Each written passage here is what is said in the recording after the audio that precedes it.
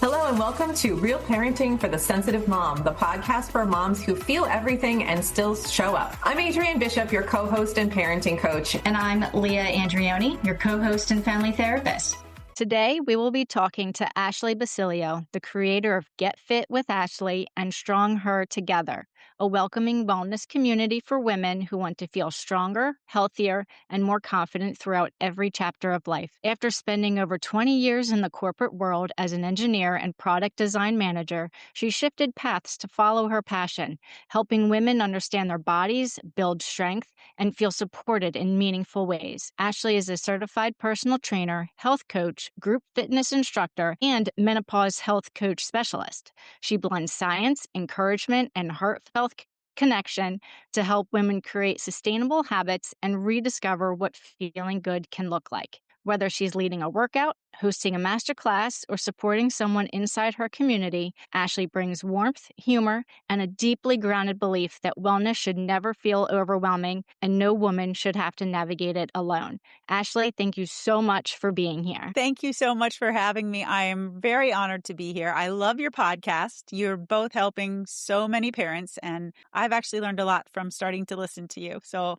thanks again for having me. Okay, that's great. So we wanted to ask you, since you work with women in perimenopause and that's your specialty, can you describe for our listeners a little more in detail what perimenopause is and what does it typically look like? What symptoms? How does it show up? Sure. I can start by saying that I'm in perimenopause right now, so I'm living it. But at the same time, it's really important to put out there that every woman's experience is unique. So biologically, it's defined as the transitional phase. Peri, the prefix peri means around. So the transitional phase before menopause. And menopause is a term that's thrown around a lot. Women are in menopause the rest of their life once they've hit menopause. But menopause specifically is only one day. And it's the 1 day anniversary that you've gone 12 months without a period. Everything before that, starting with when your hormones are in fluctuation, that's perimenopause. So specifically estrogen and progesterone, when they become no longer stable and predictable, that's the start of perimenopause. And it often begins in your late 30s or early 40s.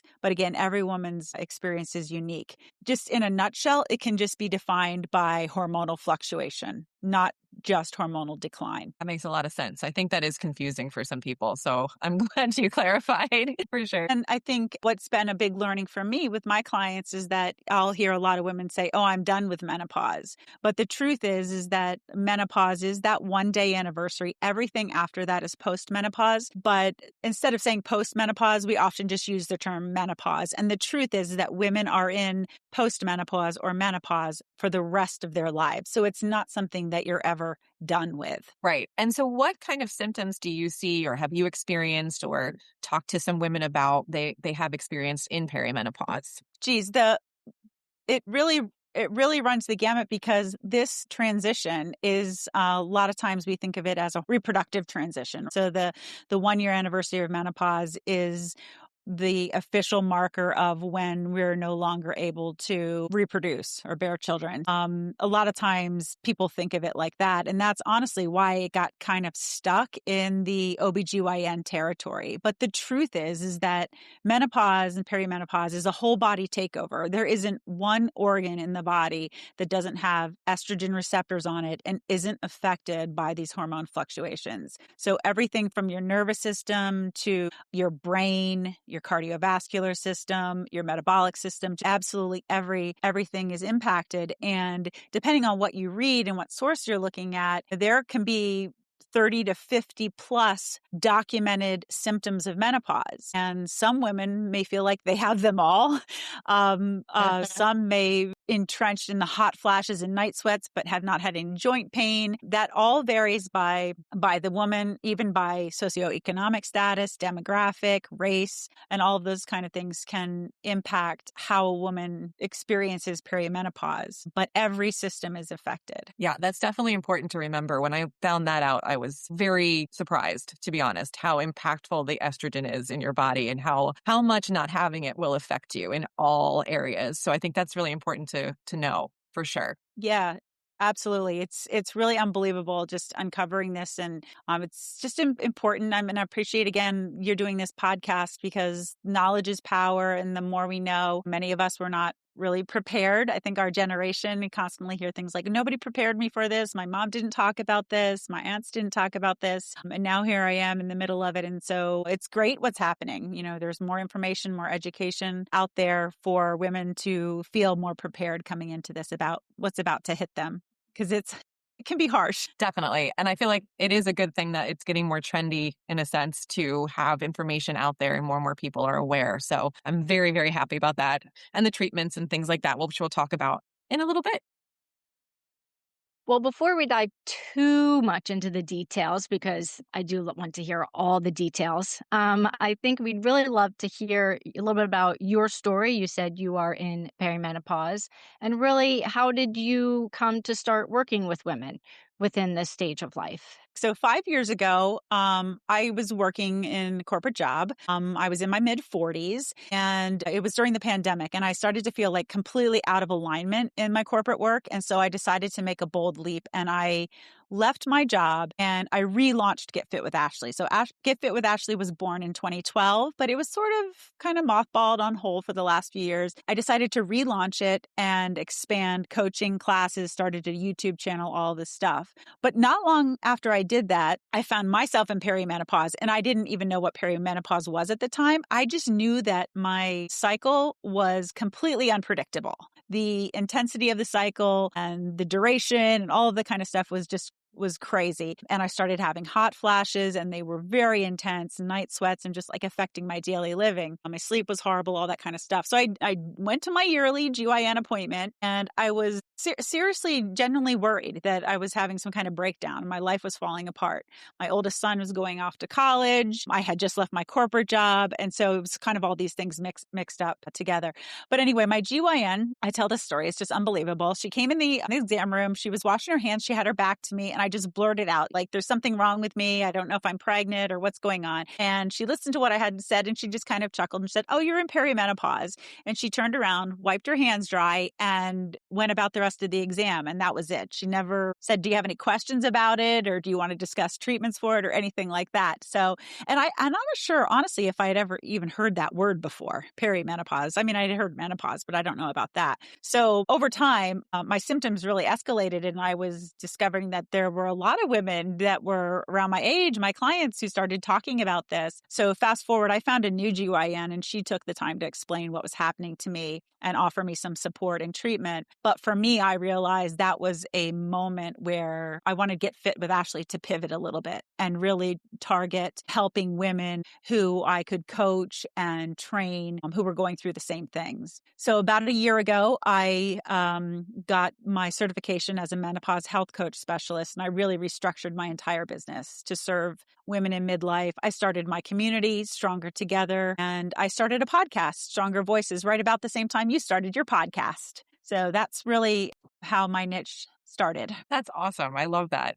And when you talk about kind of shifting your business to focus more on women with perimenopause, it comes to mind for me that hormones just affect literally everything. So no matter what stage you are in your life, there's a hormone stage that's affecting your physical fitness and your everything, right? Your mental fitness, your mental health.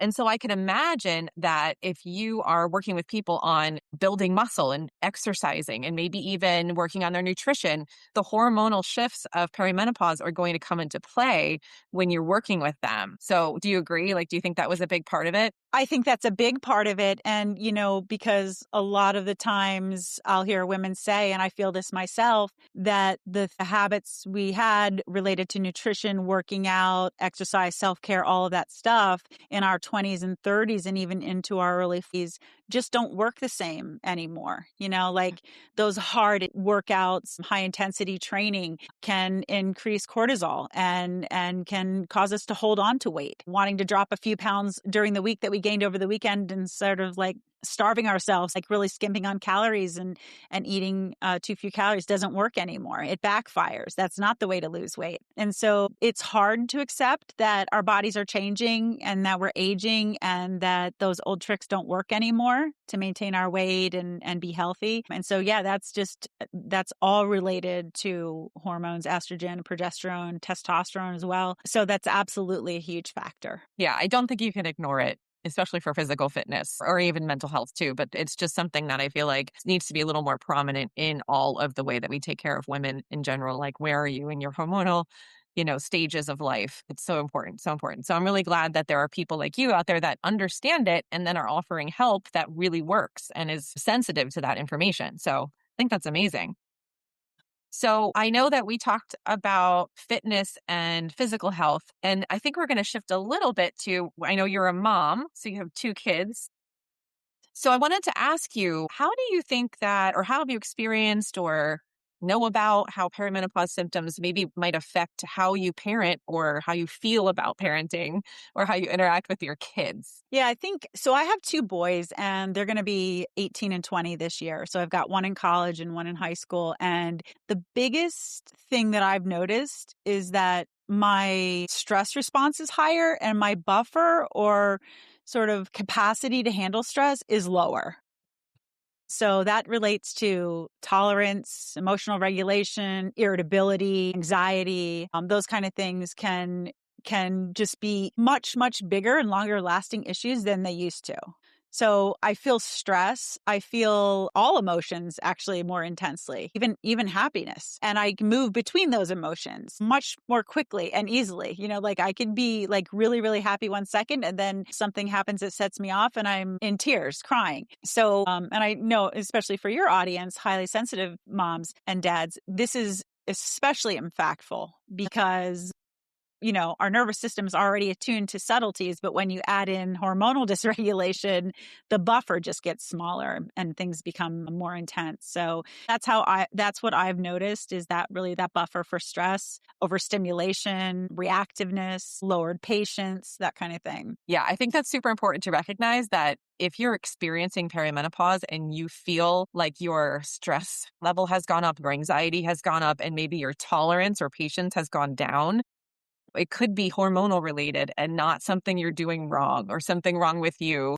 And so I like to talk about this because it's real. It's a real physical change in our bodies. And so I think it's important to not necessarily go with the, oh, I've failed or something's wrong with me, instead of the idea of, well, maybe there's something physically different that might be affecting my nervous system, like you were saying. And as a highly sensitive person, I've always experienced hormonal sensitivity my entire life. So it makes sense that when we go into a new hormonal shift, the sensitivity that's already there is just going to amplify everything that's happening. And it makes it so much harder. Almost like I feel like I can't ignore some of these symptoms or just keep going through them and move through. I think some people that aren't sensitive can do that a little bit more easily. But because of just the attunement to everything that's happening in our bodies already, it just increases it that much more. And it's not impossible, really difficult to just go about your day and go about your life and not address some of these changes that you're experiencing. So I think that's really important to recognize. That makes a lot of sense. I mean, you hit it spot on, and it's so important. That's why I say education is really important about how these hormonal fluctuations affect our whole body experience and our brain, especially because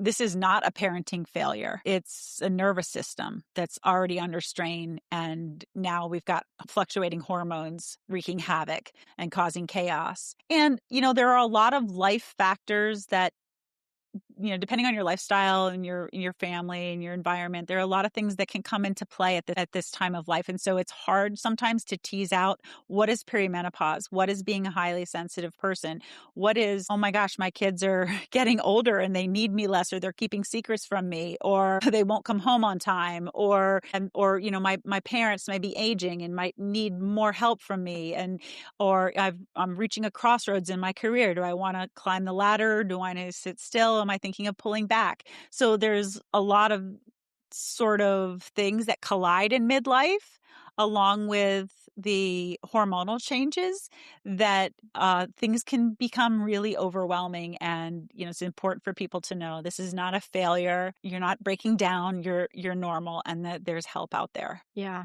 Yeah. And the fact that, just what you said, there's help out there, right? Mhm. There's more education out there. There's more people stepping up, being like, no, you're not alone. You're not failing. You're normal, right? Yes. Well, this is common. We need to find that support, whether it's physically, mentally.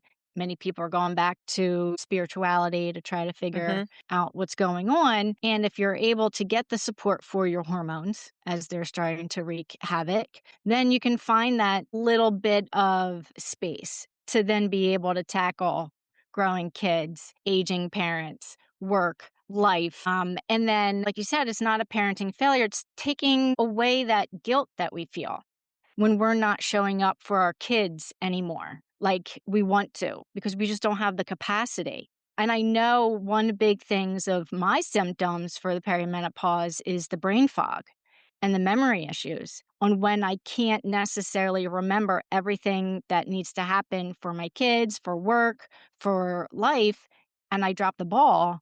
And then I start to feel really guilty. And I start to think of myself as that parenting failure of, why do I not have the capacity anymore to handle all of this?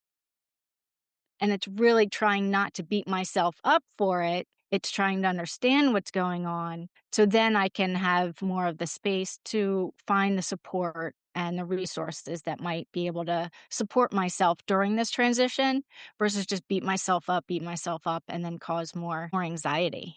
I'm reading a great book now on brain health. It's by Dr. Lisa Mosconi, and it's called The Menopause Brain. I'm actually reading it as a part of a book club inside my community. But it's fascinating information. And what she's doing is, first of all, just kind of setting the tone that the brain fog, the mood swings, the irritability, the I can't remember why I walked in this room or what was I supposed to be doing, that kind of thing. She's a neuroscientist, and she really helps us understand that that's normal. That's biological, what's going on with the estrogen fluctuation and eventual decline. And she also has photos of brains, premenopause, perimenopause, and postmenopause. These are PET scan photos that show that there is a real physiological change. And it's just really important. It just kind of makes you feel like, okay, I am normal. This is what's happening to me. I don't have Alzheimer's, and I'm not going crazy. Because you really feel like there's something more serious going on. It's very serious. Yeah, that's right. Actually was pre-perimenopause, was one of those people that didn't need to write anything down. Like, I literally could remember all of it. I had a calendar, but I didn't write a to-do list, nothing. I just relied on my brain, like, to remember all of it. And now I have forgotten some really large, important things and realized that I needed to create systems that I never had before. And, at this point in my life, to make sure that I don't do that. And it is almost like relearning how to be as a person for me, because it is such a difference in how I have to operate. And it's really difficult. Like, it's already makes it that much harder to learn new systems because I'm already, in brain fog. And so I'm trying to create all these ways and processes to not forget things and not have things, go through slip through the cracks. And I don't have any of those systems already in place. So it's weird. It's like I'm relearning how to be myself and like what works for me and what doesn't. And I feel like that's one of the big things about perimenopause that we were talking about. You were saying it's not just the symptoms, it's the change of life. It's I want to shift into maybe doing something else, or I'm a different person now. So all of these things are happening all at once, and it's a lot. And then on top of it, a lot of us have teenagers or even younger kids, or, in that trying to parent kids that are still needing us and still want to be taken care of. And I also have read that the fluctuation in estrogen actually reduces your desire to caregive at all. Right. So then on top of it, you're fighting the desire to not want to do all the things you used to do and take care of your kids in the same way. It's very, again, like Leah was saying, it feels really bad. I feel very guilty. I feel like I can't handle what I used to handle. I'm not capable of what I used to be capable of.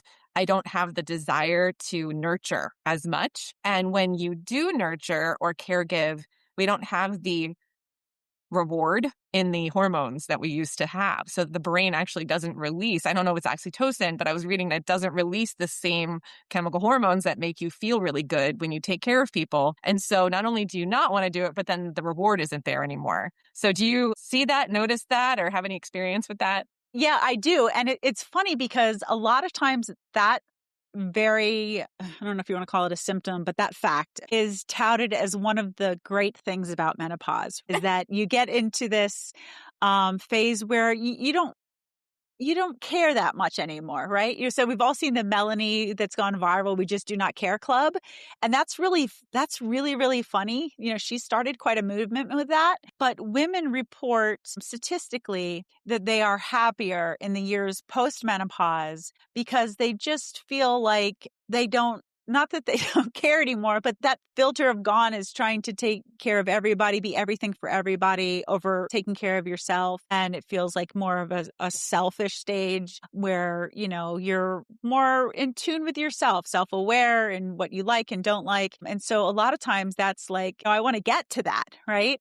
But when you have younger kids and you have kids that still need you, that is really sort of hard to rationalize, hard to accept that I'm feeling this way. That makes me feel guilty because I have someone here who still needs me and I don't feel the same way anymore. I feel more resentment or more stress. So so it's really interesting. And I think, depending on what stage of parenting you're in or in your life.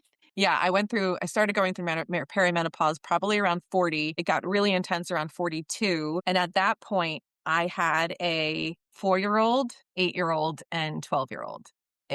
So that was still young enough where that felt really like big. Yeah. So I thought when I found that information, I felt so much better. I just felt relief from the feelings that I was having that were coming up that were so unfamiliar. Why would I not want to nurture this child like I used to? Why would all of a sudden that change? And so when I read that, it just started to make so much more sense.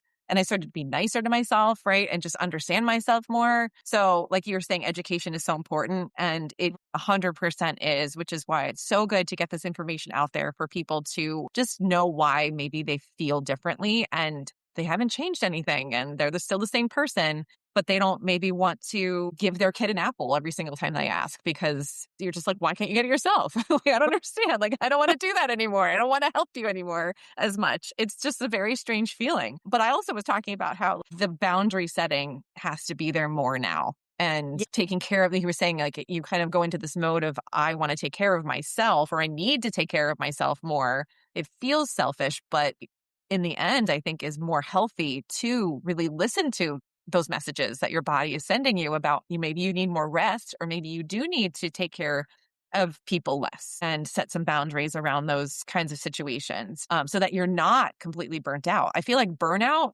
is really what a lot of us are experiencing in addition to perimenopause after parenting for however many years, 10 to 15 years at this point.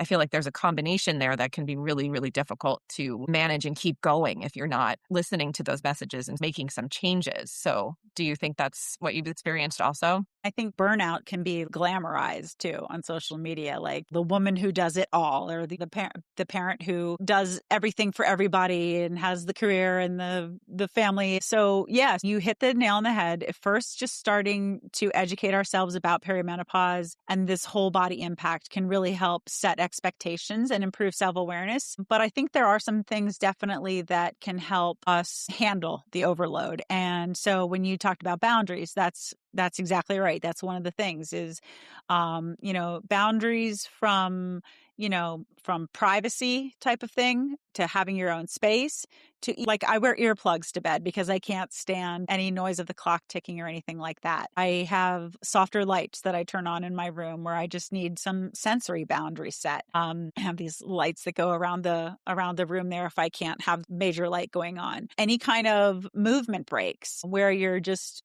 gently moving your body. I mean, movement is therapy and medicine. And so even slow breathing, those kind of times that, you just need to take the time away so that you can practice some of these. And it helps you go back into the more stressful situations with a little bit more calm. So just slowing the transitions between activities. I just had a podcast guest, Shonda Morales, who's a mental health therapist. She's fabulous. She's a menopause provider. And she talked about the triangle of awareness. I don't know if you've heard this or not, but it's sort of like it's a self-awareness kind of mindfulness tool to recognize how your thoughts, emotions, and body sensations are connected. So I think anytime when you're feeling overload, sensory overload, stress, any kind of thing like that in perimenopause, taking time for those quiet resets, the boundaries, the movement breaks are all really helpful, healthy tools. Yeah, I love all of those things. And we did do a podcast, I think it was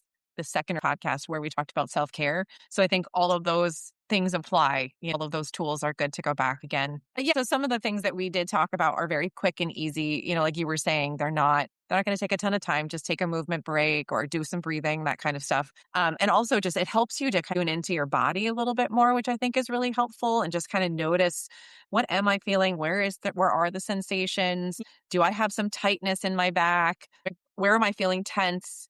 Maybe even doing a little bit of the body scan where you can tighten and loosen every muscle, just some of those more tools that Yeah, I can help kind of you. call that the body scan. You're just going like starting at your feet, going up to your shoulders, or the other way, whatever way you want to do it. Yeah, I did that today. I was having this stressful couple moments and I couldn't get myself out of it. It was like a spinning spiral cycle. And I was like, okay, it's time to take a break and to do a little body scan. And I did some tapping, which I love. I love tapping. I think it's a Yeah. huge, huge help. And I could not believe tapping takes 2 to 3 minutes. It was a significant shift in my mood, in my body sensations, up in my shoulders. And so if you can find things that work for you, either working with someone like you, Ashley, or someone like Leah or me, and just kind of gaining some tools and giving them a try, sometimes you can have a few that you can just go back to that are really simple, really fast, and always kind of feel right to you. Like Leah always talks about grounding. She loves going outside and standing in the grass in her bare feet. So that's her thing. She feels really good when she does that, calms her down.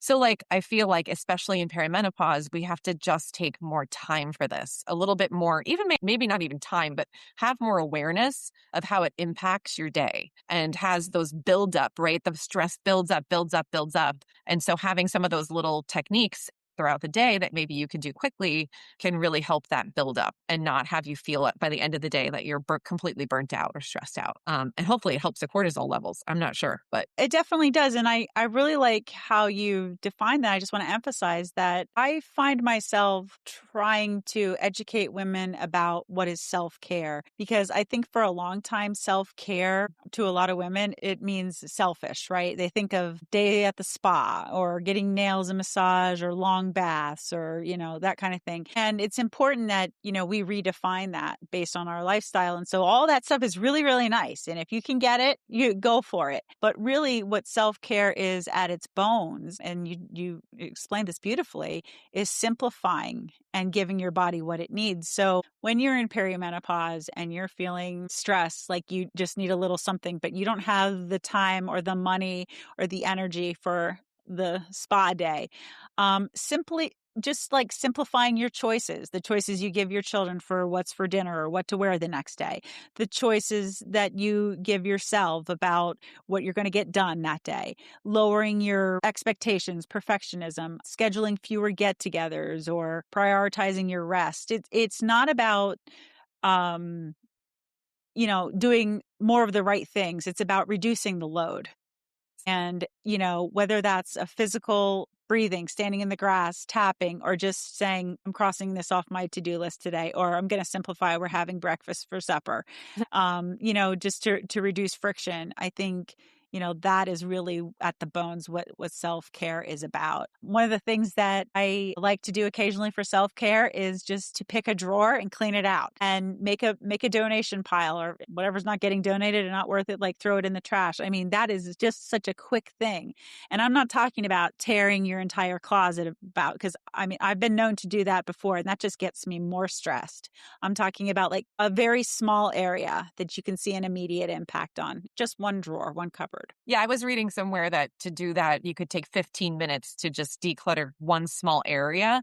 And we did that yesterday with our Christmas supplies and our decorations. And we just did one thing, 15 minutes and then we took a break. And it's enough that you can feel accomplished, but not too much that you're overwhelmed by it. So, and I do think clutter is a really big trigger for a lot of highly sensitive moms. And when you get to perimenopause, I hate to say it, it gets so much worse. Like anything that's around me in my house, I can't not focus on it. It takes all of my energy away. And at this point, I have a 12 and 8-year-old boy. So there is clutter everywhere just from their toys. Like it's natural clutter and it's great and amazing, but it's a lot. It's a lot. And so sometimes I actually have to go in my room where it's not as cluttered and just take a breather, take a break, or ask them to clean more. Like sometimes it's just as simple as that. Get them to do more. And yes, it initially feels more difficult because they're not going to want to. They might put up a fuss. But if you're watching them clean their stuff and you're helping them do it, you still feel less burdened. Even if you're there and you're sort of trying to motivate them in certain ways and you're using the tools, the parenting tools, you're still feeling less burdened because the resentment is gone. You're like, there they are. They're doing it. I'm not. Right. Yeah, I think that's really, really important.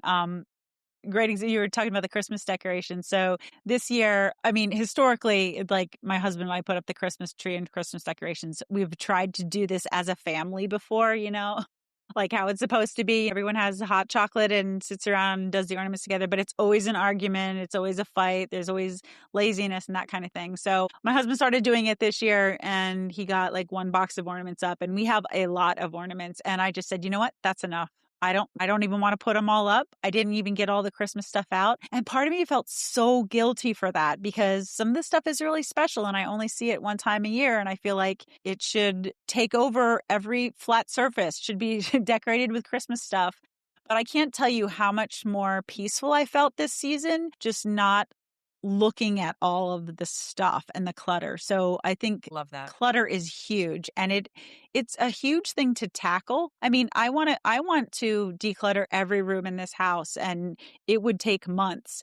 And that's why the idea of I'm just going to go through the spoons today, or just something, very simple like, okay, I'm going to go through all of my, just this bottom rack in my closet. What of these sweatshirts can I donate? It just has such a good feeling. If you can even set a timer and do it for, like you said, 15 minutes. And it really is like, I think it's part of self-care. It feels like it for me anyway. I agree with you. After we did the decorations and I was able to put them back neatly, it's just so nice to have, I could just put these right back here. I could put these right back here. And the Christmas decorations this year were done by my daughter because she wanted them so badly. And she's very independent and capable. So I know I'm lucky in that way. But she was very motivated. And I had no motivation to do any of it this year. And she was like, well, I'll do it. I brought the stuff up for her, but she did the majority of kind of decorating. And I can't believe how much better I felt just not having it all be on me and to have somebody really support that and just somebody that really wanted to do it. So I'm passing on the estrogen baton to her.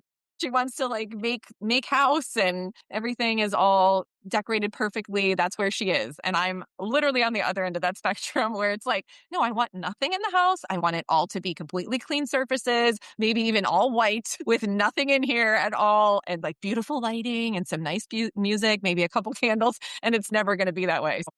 But it's funny to see having a girl how it's the opposite. We're in the opposite places in our lives. And Yes. I'm like, well, maybe that's not such a bad thing. Maybe we can use that with each other. I don't care as much. She cares a lot.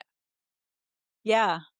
I think that's great. I mean, I don't have any girls in my house, so I don't have any estrogen baton to pass. But on the other hand, a lot of times I feel like the boys didn't really care about all that stuff as much anyway. At least they didn't really acknowledge it or act like they missed any of the Christmas decorations. And so it made me feel a little less You're guilty. like, well, they're okay with it. So why can't I be? It's not a big deal. It's kind of funny, though, because I think it also happens to be conditioning and programming from society. This is what it's supposed to look like. This is what your house is supposed to look Right. like. You don't do this. You have failed somehow as a parent, as a mom, well, especially as a mom. And so I think all that internal conditioning can be really, really powerful. And then that's what's breaking down, I think, at this point in our lives is that conditioning, we're questioning it. Wait, I don't want that at all. I don't want to do it. It feels terrible. It makes me miserable. It actually made me kind of miserable to do some of it, even the cooking and the cleaning and all the Christmas stuff. And I was like, all right, if this is what I'm feeling right now, I probably need to pay attention to it. And I can't just push through it and pretend it's not there because it made me feel worse to do that. So I think that's one of the advantages of being sensitive is that I can't push through that stuff. I have to listen to the messages and make changes pretty quickly. Like I have to really figure out, okay, well, I need to set more boundaries. I need to have more help. I need more support. I need to do less, like you were saying. Yeah. Just kind of cross off some things. This is not important. And I feel like that's how kind of where my mind has gone lately is filtering through things that aren't important and letting them go much easier than I used to. I do feel the guilt sometimes around some of the things, but it's nowhere near like it used to be. I'm just like, whatever, it's fine. It's not the end of the world. We're safe, we're healthy. That's what I say all the time to myself. We're safe, we're healthy. That doesn't include having every Christmas decoration possible in the house, right?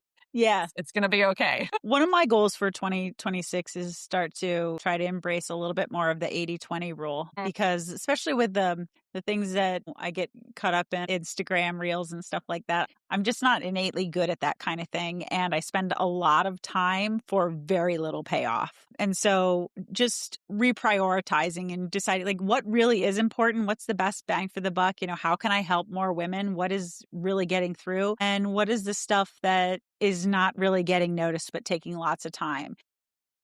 How do I just tell myself 80% is good enough on that? I don't need to work that much longer to turn it into 100% when it's really not going to help that many women or get me to what my goal is. And I'm trying to be really a lot more conscious of that this year. And it is another little beat of self-care, I think. Right. Gives you more energy, I'm makes sure. me feel better. Yeah, exactly. My one coach always mentioned B- was like her goal, was like B- work. Same kind of idea. We don't necessarily have to have everything perfect. We just have to get it out there. Whatever is more in alignment is usually what feels more energy producing. I like that. I think an 80 is probably a B-. That really aligns. Yes, it is. Connecting. Brain fog. Well, we figured it out. We got it figured out. I love that. So can we talk quickly about ways that we can address perimenopause symptoms, including hormone therapy, how that might be something that people might want to explore? Sure. I mean, I'm a big believer in hormone therapy. I think it can be incredibly helpful, especially for mood dysregulation, sleep issues, hot flashes, anxiety, all the perimenopause symptoms we were talking about. But as I've learned and as I'm teaching other women, there are also some very compelling reasons to consider menopause hormone therapy for longevity as well. So not just these sort of I know it doesn't seem short, but short-term symptoms, but longevity related to brain health, bone health, and heart health. Not having estrogen in our bodies is harmful to our brain, bone, and heart. And they're changing the acronym from hormone replacement therapy to menopause hormone therapy. And it's because that word replacement might imply that the hormone therapy is equivalent to the estrogen, progesterone, and testosterone potentially that you're losing, but it's not. It's just really the bare minimum is what you're getting back. So I'll say, women have a broad range of feelings and perceptions and information about this topic. And so the best advice that I can give is to encourage women to have this conversation with a menopause-informed provider. And so that means someone who understands perimenopause, who understands highly sensitive women, if that's who's listening, to determine if hormone therapy is a good option for them. Do your own research, because 20-some years ago, the Women's Health Initiative really just caused a huge blow up on this topic. Doctors stopped prescribing hormone therapy, women stopped taking it, and really that whole study has been debunked. And there are a lot more informed providers out there right now. So don't rely on that if that's what you're relying to something that you heard 20-some years ago. And I would also tell women, if your provider is dismissing you, like my first one did to me, or doesn't have answers to your questions, it's time to find a new one. Yeah. Some women will say, well, hormone therapy isn't something I want to do. It isn't right for me. And that's perfectly fine. This is a very personal decision. I would just encourage women to get information about it, to really get the facts, because not all hormone therapy is systemic. So my doctor started me on the patch when I went to my new GYN, and I was allergic to that. I couldn't take it. It only lasted about a week. I couldn't. Oh, really? Yes. Yeah, I couldn't keep it on, and it caused red and itchy and all that. Like scabs and scars from it. Jeez, wow. Yep. Yeah. Did you switch to Gel? A gel? Okay, yeah, that's what I'm using now. It's easy peasy. Yeah, totally fine. But there's also a vaginal estrogen that addresses the genitourinary symptoms in menopause, which is safe for nearly all women. It is not systemic. Yes. So whether you're a candidate or not, find an informed provider to talk about. And then, of course, lifestyle changes you should consider making regardless of whether you use hormone therapy, but things we talked about like sleep hygiene, nutrition, strength training, all that kind of stuff. I love it. Yeah. Well, what I learned about the vaginal estrogen was that it helps with urinary incontinence and things like that too. What it turns out is, like, I always thought that because you had kids, you had urinary incontinence, but it's actually the drop in estrogen that causes it. So every Yeah, woman experiences it, regardless of if you had kids or right. not. So that really is a really helpful thing for those symptoms also. But again, I mean, I'm saying this out of experience, not out of medical advice. But Yep. one of the websites that was super helpful for me, and I always recommend it to all of my friends that talk to me, is just www.menopause.org. And if you go on that Absolutely. website, you can search providers that are in your Yes. area that have been trained in menopause. So I would recommend, if you can't find someone that will listen to you or just aren't sure where to go, that's a good option. However, in our area, there was probably a total of 6. So it's a low number typically. And the one woman that I go to, I keep recommending her to everyone, and now she's booked. So don't get discouraged. Just keep trying. But Did you find her on that site? I did. Wow, that's where I Yep. found mine too. Well, I'll that's have to ask you awesome. afterwards if we're going to the same I one know or we not. might be. But yes, Yeah. that's exactly. I'm so glad you said that, and it's great that you're telling other women that too, because that is the place to Yes. direct women. Definitely. It's a good resource for everyone. And I'll put it in the notes, the show notes, and in any other websites or resources that Ashley has, Yeah. I'll also put in the show notes in case you're wondering. And the good thing about it is that you don't necessarily have to do a ton of research yourself. You can just go to menopause.org, read a couple articles, and find a provider that can help you learn so you don't have to do it on your own. Because I know a lot of women are overwhelmed by the amount of information out there, which I think is a barrier. A lot of people don't get help because it's just too much. It's too And much. it's Yeah. too much, and I hear that a lot. Like, I have friends that are, "Oh, I just haven't gone yet. I haven't figured it out. I haven't found anybody. I don't know who to talk to." And I'm like, Right. "Guys, you're losing precious bones." Like, seriously. Well, that's Bone health. right. Yeah, that's right. Bone Yeah, health, heart health, brain health, all of those things are long-term consequences of menopause, and now is the time to do something about that. It's most effective when started within 10 years of menopause hormone therapy. exactly. And so I keep telling the people who are now within 10 years of menopause how important it is to get help sooner rather than later. My aunt was the only one of my mom's sisters. She has 3 sisters, so she's one of 4 girls that took estrogen because she had a hysterectomy. She's the only one that doesn't have osteoporosis in my family. So That's huge. We don't know 100% if why, but that's pretty compelling. You're talking about 4 women around the same age. One woman took the estrogen and is the only one without osteoporosis. It's absolutely scientifically proven yes, to improve your bone health. yes, yeah, And that may not feel important while you're in good shape in your 40s and 50s, but we all know that falling, especially breaking a hip, that kind of thing, more women than men have fractures related to osteoporosis. And a large percent of those people never gain the ability to live independently again. How many times have you heard, a hip fracture and next thing you know, downhill. someone's downhill or even deceased within a year. I mean, it's very, very serious. And it doesn't have to be, you're doing some crazy balance exercise. It can simply be, walking and falling, twisting your ankle, that kind of thing. And you fall and you have an osteoporosis related fracture. And it's the beginning of the end. I mean, it's simple enough for me to just see my mom go through it to motivate me more than anything to go get the hormones, because she has tried all of these drugs and it has gone terribly. The side effects are horrible. She hasn't built any bone. Nobody really can help her. She's 74 now. So at this point, she's lost so much bone density that she can't regain it. And so it's such a struggle in her life, and it's a huge part of it too. It's just all the side effects are another really big problem. So there's really the biggest way to help yourself is to look into doing hormones at this point in your life. So definitely recommend checking that out. Yeah, for sure. Good. That's good. Good story. Most people know someone that's going through it right now. So none of them got any hormones. Like, that whole generation just got skipped over. So very, very disheartening. kind of a bummer, That's to be right. honest. Yeah, it is. It's kind of sad.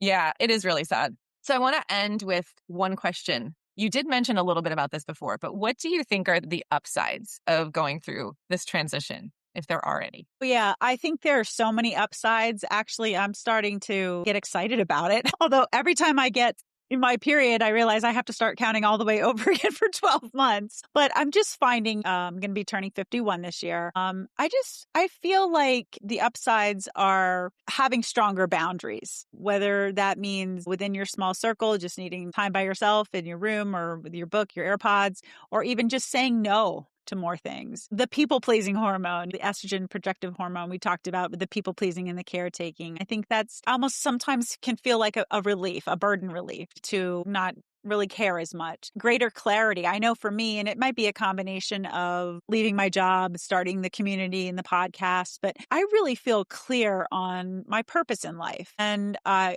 feel good about what I'm doing. And even though I make way less money than I did in my career, it has filled my soul. Awesome. I find like reprioritize values and deeper authenticity with relationships and just more intentional living. So I think if you look at it the right way, get knowledge and the help that you need, consider hormone therapy, consider the lifestyle changes, that you can come to realize that perimenopause isn't just the beginning of the end. It's not just a decline. It can be sort of a transition or recalibration where you can step into a period of your life with more clarity and strength and just a deeper connection and more empathy for the world, really, for the other women who are going through it.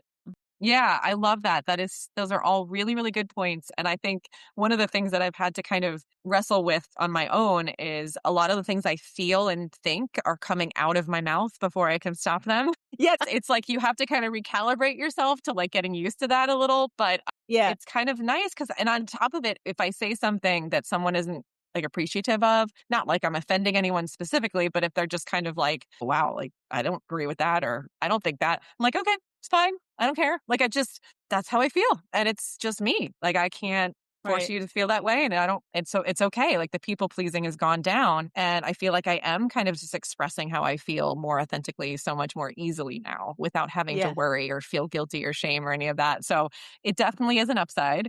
And I think the clarity piece is really important too. It's just the things that are important to you become really, really clear. And you don't waste energy on the things that aren't as much. And you're learning how not to do that. Yeah, I think you put that beautifully.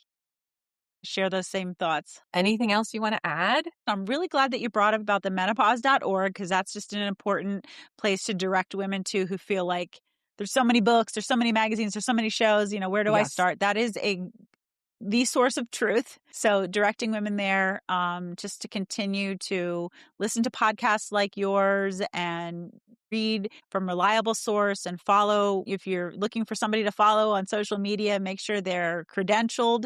Know Yes. the difference between a coach and an influencer, because there's a lot of confusion out there and people pushing with different agendas. And so we want to get good, solid information out there and help women. And I thank you so much, Adrienne, and Leah as well, for the work that you do. Thank you so much for coming on. And just in case people don't read the description, can you give us a couple places where people can find you if they want more information? Sure. Yeah, they can find me at getfitwithashley.com. That's my website, and everything is on there. My community is called Stronger Together.